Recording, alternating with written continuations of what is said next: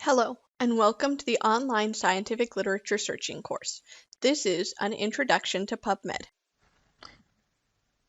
In this video, I will be showing you the basics of searching Pubmed. A later video will show you some of the more advanced techniques for searching Pubmed. The easiest way to get to Pubmed is to type in pubmed.gov in the browser of your choice. Here you can see the new homepage of Pubmed. It has been recently updated, so if you haven't been on in a while, it might look different. Before we get started with searching Pubmed, I'd like to show you some useful links down below the search bar. Down here, we have a few things that not everybody is aware of. Under the Learn section, we have About Pubmed, a frequently asked question and user's guide, and information on finding full text. Next to this, we have a Find section. Advanced search will be covered fully in one of our future videos. Clinical queries is a quick way to get answer to clinical questions. And Single Citation Matcher is a quick way to find articles that you already know about. For example, if a professor or classmate recommends that you read an article, the Single Citation Matcher is a quick way to find it on Pubmed. Down here, under Explore, we also have the Mesh database, which will be looked at more in depth in a future video. Scrolling back up, we can see that Pubmed can function very similarly to Google. You can type in whatever search terms you would like and get the results just by clicking Go.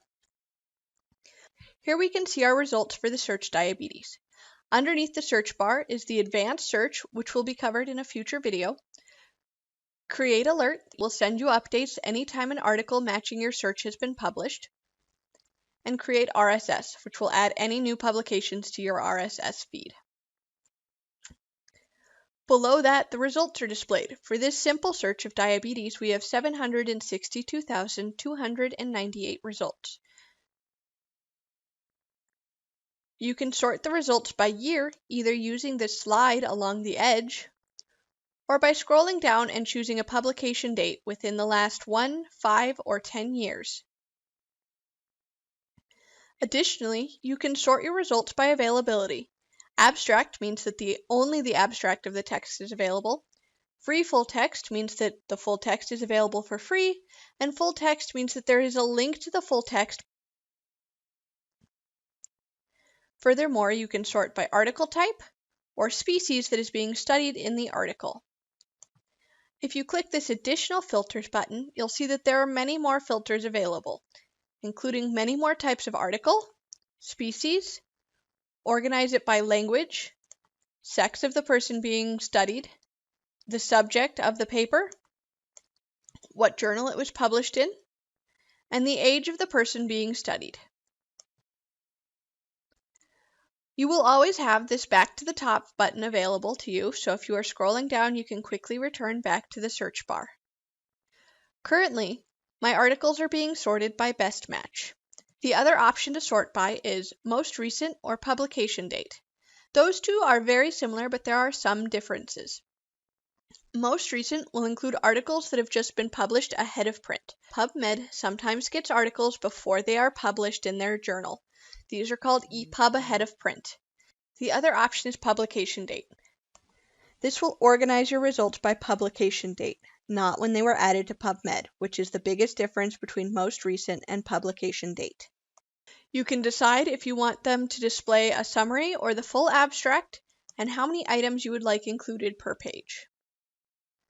It updates automatically anytime you make a change to the display options, and you'll get this green button telling you that you're no longer using the default.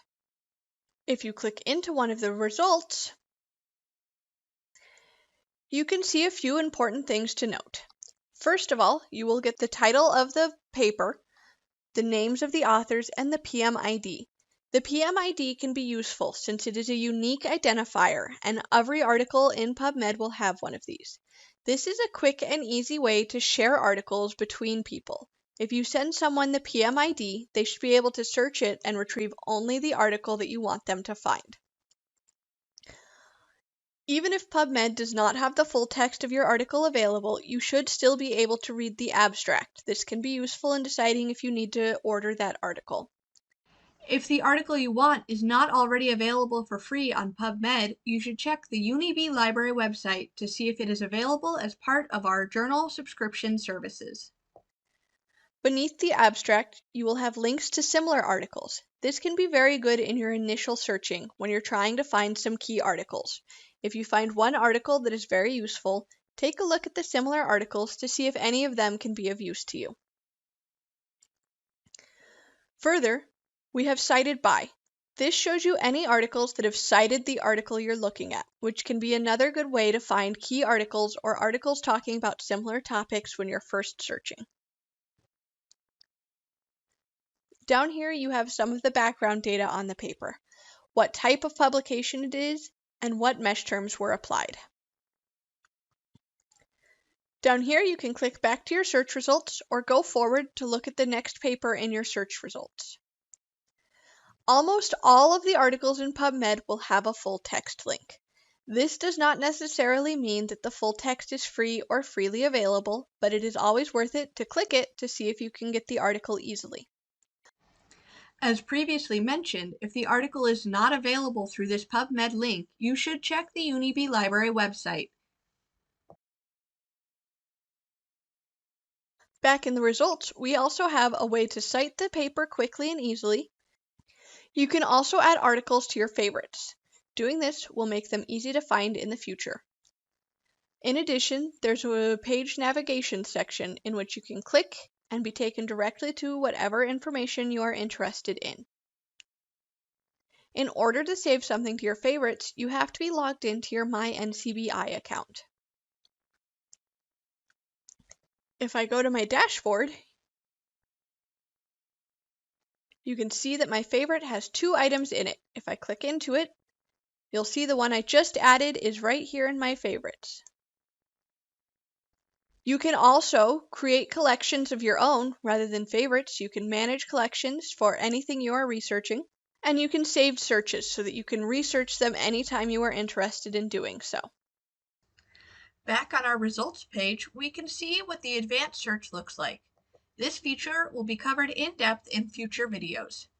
One of the advantages of the advanced search page is this details section. If you click that, it will show you exactly what PubMed searched when you put your search term into the quick search box. Here you can see that while I only typed in diabetes, it searched many different words and phrases that would cover diabetes. We'll go into more depth on how to use the OR and Boolean operators in future videos. However, this is one of the reasons why PubMed is more useful than Google. PubMed will map your term to different terms that match what you're searching for, whereas Google will only ever search exactly what you put in the search box. The search flow shown here is called a simple search and should only be used for your initial search when you're trying to figure out how much information is available. Future videos will show you how to do the advanced search, which is better for in-depth research and for getting ready to publish a paper. Thank you for your attention, and please feel free to visit our online guide to see more about future classes we're offering, as well as to schedule a one-on-one consultation. Or you can email us at support_med@ub.unib.ch.